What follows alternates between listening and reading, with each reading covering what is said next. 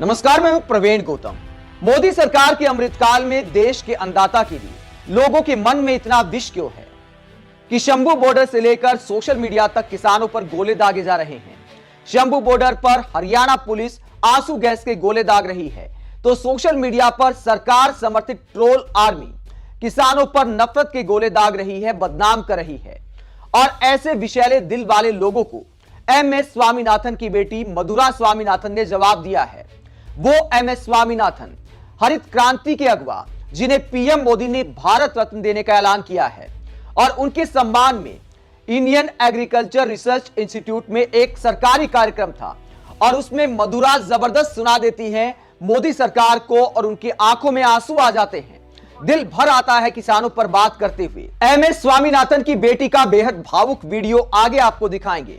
पहले बताते हैं कि कृषि एक्सपर्ट इस मुद्दे पर क्या कहते हैं। जो लोग सोशल मीडिया पर किसानों को बदनाम करते हैं, एंटी नेशनल बता रहे हैं, उन्हें कृषि एक्सपर्ट देवेंद्र शर्मा ने जवाब दिया है।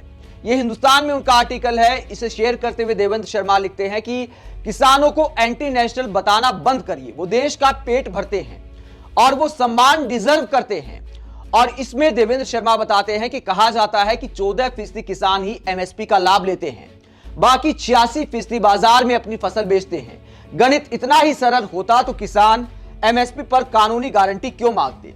तो जो लोग बदनाम कर रहे हैं और पीएम मोदी का वो बयान याद दिलाते हैं कि एमएसपी है, एमएसपी थी और एमएसपी रहेगी, तो देवेंद्र शर्मा उन्हें हकीकत दिखा रहे हैं कि 14% किसानों को ही एमएसपी का लाभ मिल पाता है, बाकी 86% किसानों का बाजार में शोषण होता है। और पीएम मोदी ने 2011 में, मैं एक बार फिर दोहराता हूं, कई वीडियो में बोल चुका हूं कि पीएम मोदी ने साल 2011 में मनमोहन सरकार को सिफारिश की थी कि एमएसपी को अनिवार्य किया जाए। कंज्यूमर अफेयर्स वर्किंग ग्रुप की एक कमेटी बनी थी मुख्यमंत्रियों की, जिसके अध्यक्ष नरेंद्र मोदी थे, और उन्होंने मनमोहन सिंह को रिपोर्ट सौंपी थी। तस्वीर आप देख सकते हैं। और उसमें कहा था कि एमएसपी का कानून बनना चाहिए।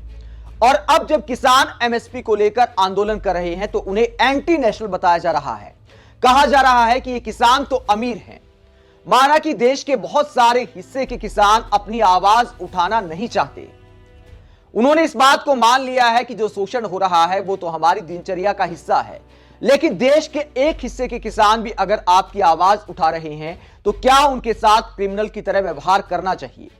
इसको लेकर पवन खेड़ा क्या कहते हैं मोदी सरकार को, जरा सुनिए। इस देश के किसान दिल्ली में आना चाहते हैं, वो कोशिश करते हैं दिल्ली में आने की, तो बैरिकेड तो छोड़िए, कंक्रीट की दीवारें खड़ी कर दी जाती हैं और एक अभेद किला बना दिया जाता है कि साहब देश के किसान को देश की राजधानी में आने का हक नहीं है।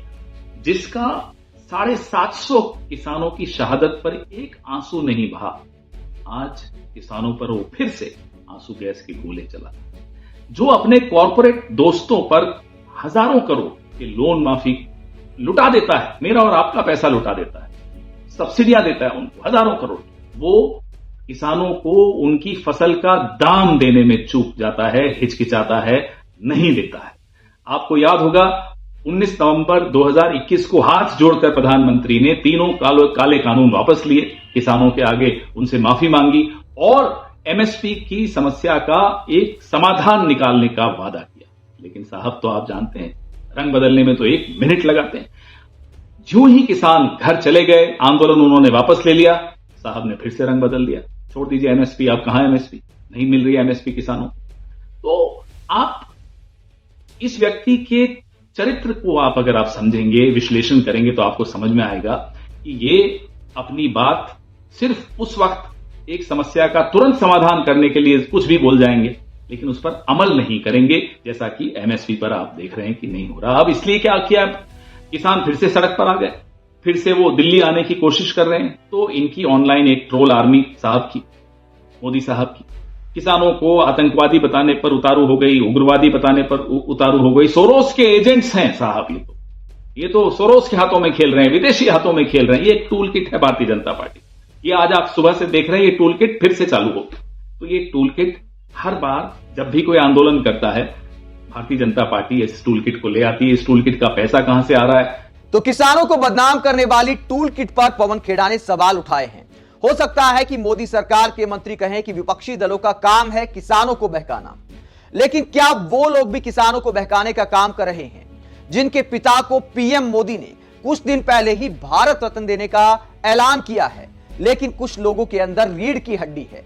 हर कोई सम्मान में पिघल नहीं जाता। मधुरा स्वामीनाथन ने वो रीढ़ की हड्डी दिखाई है। आज के दौर में जब परिवार को सम्मान मिलता है तो बहुत सारे लोग समझौते कर जाते हैं, लेकिन मधुरा स्वामीनाथन जो कि एक अर्थशास्त्री हैं, उन्होंने सम्मान के कार्यक्रम में, अपने पिता के सम्मान के कार्यक्रम में मोदी सरकार को जबरदस्त सुना दिया। मधुरा स्वामीनाथन का यह बयान हर उस ट्रोल आर्मी के सदस्य को सुनना चाहिए जो किसानों को बदनाम करते हैं। जरा सुनिए मधुरा ने क्या कहा इस सरकारी कार्यक्रम में जो MS स्वामीनाथन के भारत रत्न मिलने पर सम्मान में रखा गया था। देखिए कैसे मोदी सरकार की धज्जियां उड़ाई हैं मधुरा स्वामीनाथन ने, जरा सुनिए।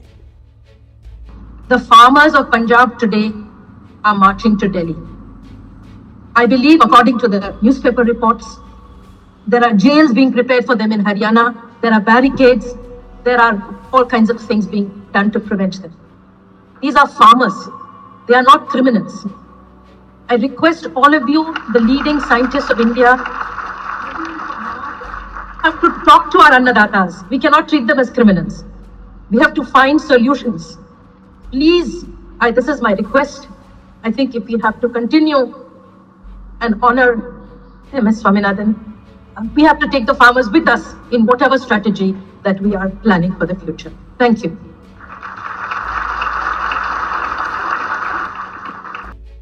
तो किसानों के समर्थन में बोलते हुए मधुरा स्वामीनाथन की आंखें भर आती हैं। किसानों के समर्थन में बोलते हुए मधुरा स्वामीनाथन बमुश्किल अपने आंसुओं को रोक पाती हैं। गला भरभरा जाता है और कहती हैं कि अगर वाकई आप मेरे पिता का सम्मान करना चाहते हैं तो किसानों के साथ क्रिमिनल जैसा व्यवहार करना बंद करिए। मधुरा स्वामीनाथन ने कहा कि हरियाणा में जिस तरह किसानों के लिए जेल बनाई जा रही हैं, उन पर आंसू गैस के गोले छोड़े जा रहे हैं, ऐसा लगता है कि किसान नहीं क्रिमिनल है। तो किसान हमारे देश के अन्नदाता है, कोई क्रिमिनल नहीं है। यह साफ तौर पर सुना दिया मोदी और मनोहर लाल सरकार को मधुरा स्वामीनाथन ने कि मेरे पिता का अगर आप वाकई सम्मान करते हैं तो किसानों के साथ ऐसा व्यवहार बंद करिए। अब मधुरा स्वामीनाथन को यह ट्रोल आर्मी क्या कहेगी जिनके पिता को पीएम मोदी ने कुछ दिन पहले ही भारत रत्न देने का ऐलान किया है? क्या इन्हें भी विपक्षी दलों का एजेंट बताया जाएगा?